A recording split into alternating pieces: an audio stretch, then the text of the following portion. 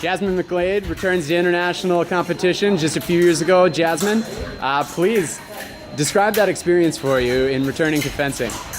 Well, I took golf 7 years, so it's been filled with challenges, but really, really exciting. And obviously, I wouldn't have returned to fencing unless I really loved it and felt like I had some sort of unfinished business in the sport. And so, at first it was just about getting back physically, which was its own challenge. And I've been facing injuries ever since returning.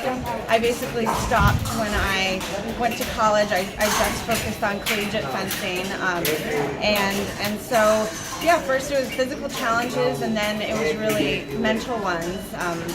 And recently, actually, I feel like I've had some sort of breakthrough in terms of how to mitigate the amount of pressure that I put on myself, and that honestly was the biggest challenge that I faced. And so I think actually by creating more balance in my life outside of fencing, and really it's a lot of things that I do spiritually that has actually helped me the most in terms of fencing. But I'm just so fortunate that I get to continue fencing, and I absolutely am cognizant of the fact that not all sports could you just return after that much of a break. And so I've worked really hard, and I love it, and so I'm just going to keep fencing until, I no longer have the heart and tenacity for it, but I love being back, I really do. And you mentioned balance. Balance, of course, being a huge challenge in any sport, but especially fencing.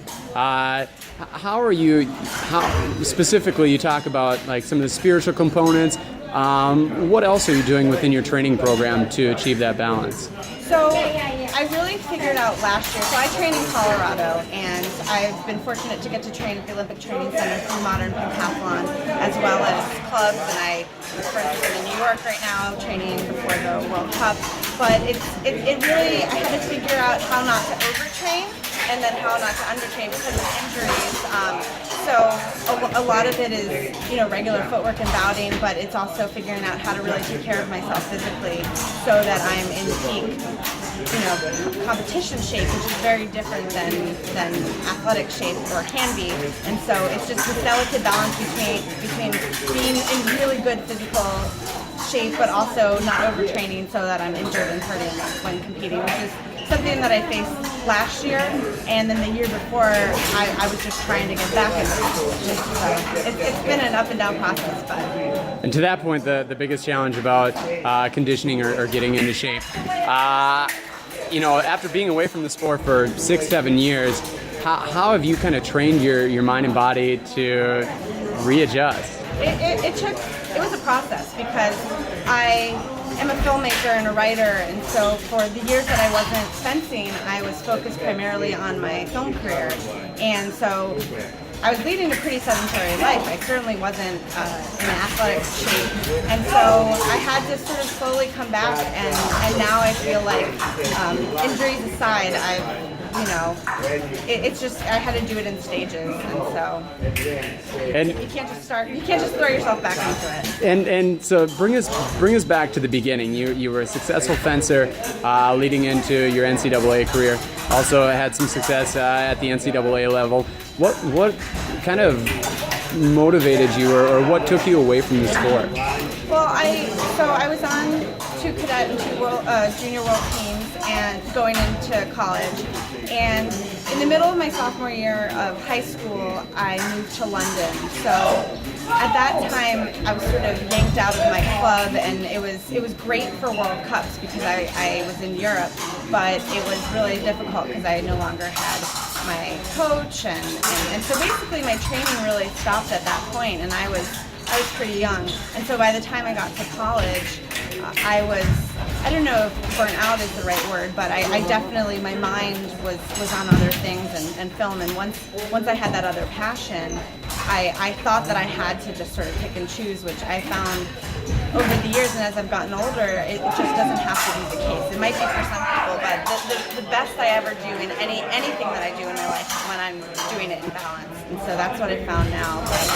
But really, it was a combination of thinking that I had to stop doing something at a really high level in order to do something else, and then also just being young.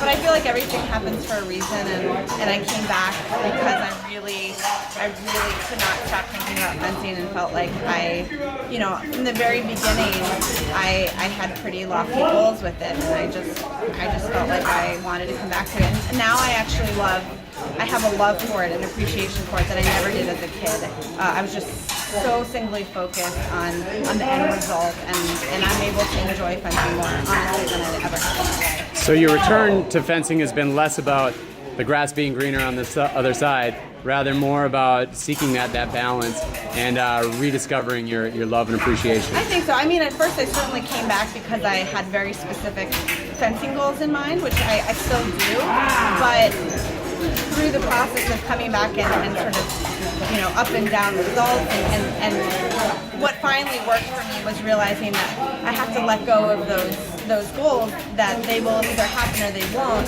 but I can't achieve them if I put so much pressure on myself that I'm either doing really well one day or falling apart. And so my fencing's actually been better as I've really sort of taken the hands off the wheel, and that's how I'm going to continue.